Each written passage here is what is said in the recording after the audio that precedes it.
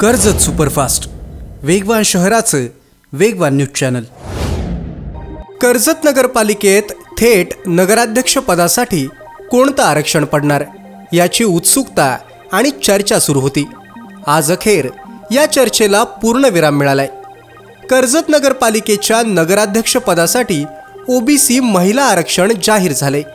त्यामुळे वेगवेगळ्या पक्षाकडून कोणते ओबीसी महिला उमेदवार दिले जाणार याची जोरदार चर्चा रंगलेली आहे। संकेत भासे यांच्या नावाची नगराध्यक्ष पदासाठी चर्चा होती आणि प्रचंड क्षमता असणारा बलाढ्य चेहरा शिवसेनेकडे होता।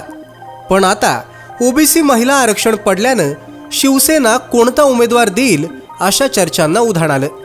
काही तासातच शिवसेनेनं उमेदवार समोर आणलाय असं म्हणत नाक्या नाक्यावर संपूर्ण शहरात बातमी पसरली आहे। शिवसेनेचे शहर प्रमुख अभिषेक सुर्वे यांच्या पत्नी सुवर्णा सुर्वे या शिवसेनेकडून संभाव्य उमेदवार असण्याची शक्यता आहे।